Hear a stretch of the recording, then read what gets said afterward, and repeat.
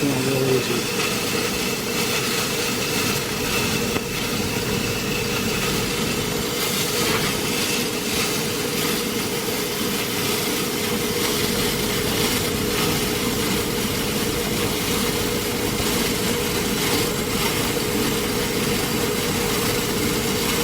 Real slow. Doesn't grab it.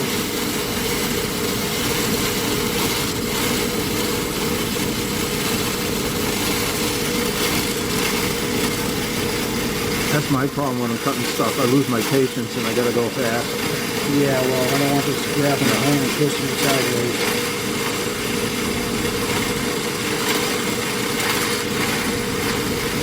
So far, so good.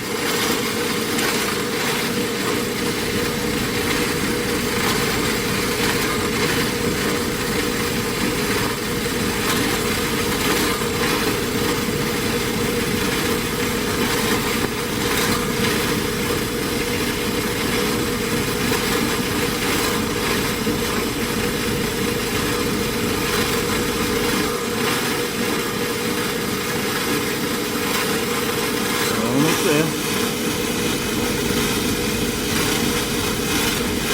Yeah, if I knew it wouldn't grab it, I'd cut it off in about 2 seconds.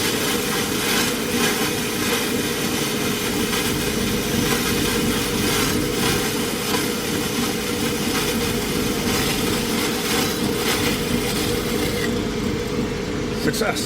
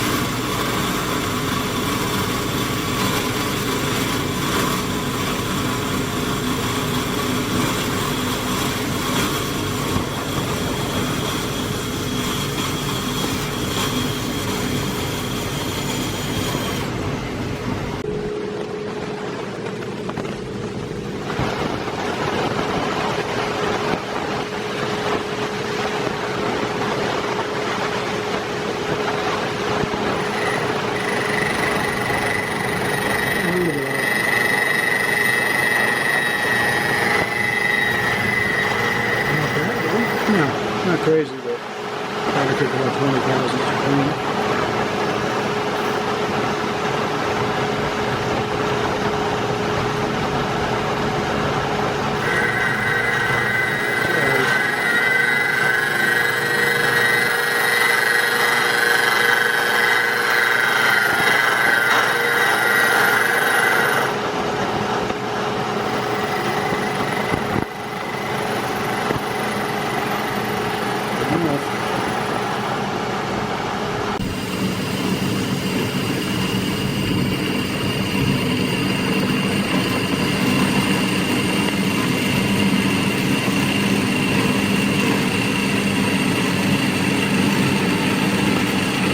Right there on the end of my car, under the bumper.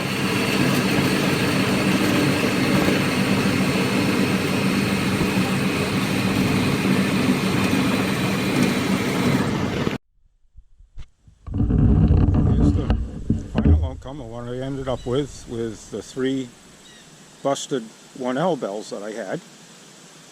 All 3 of them busted flares. And I wanted to make a 2L and a 3L.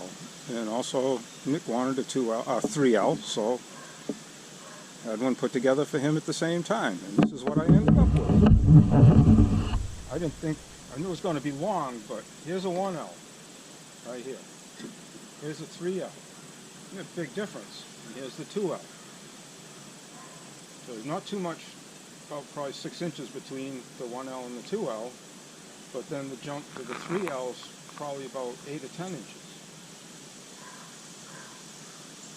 So that's what I ended up with. Gotta use 1L bells, because this is a 1 bell where I had left. This one was punched in the chamber and drove the chamber down around the foot of the bell and broke the manifold and everything. So this is what I could salvage out of it. So I cut it off and I figured I could use this, and I have a couple of the back chamber pieces and make one. But you got to use a 1L, because the 1 bell, I've found the casting is very inconsistent going around, and where you need to cut it, pretty much right here where the seam is between the air chime and the 1L, or the 1, there's a line, a cast line, and that's where you want to cut it, and it comes out to be really close. ID is 1.5 inches, and 1.5 inches? Yeah, 1.5 inches, and it's 1/4 inch wall, so it's 2-inch OD. And I don't know if I can do this so you can see it.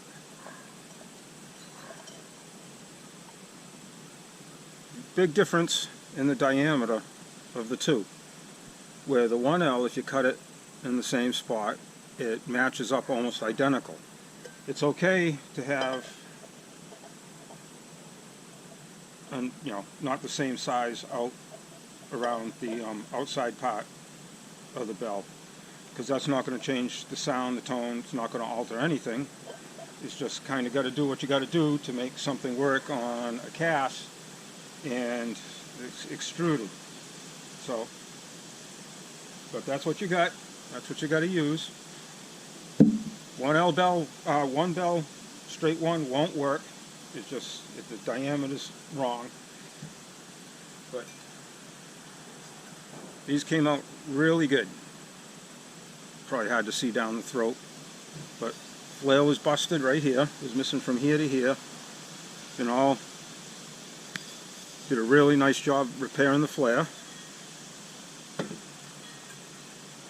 It's one of the 3Ls. Same thing. The flare was busted. It was missing from here, a piece all the way over to here, and it came out pretty good.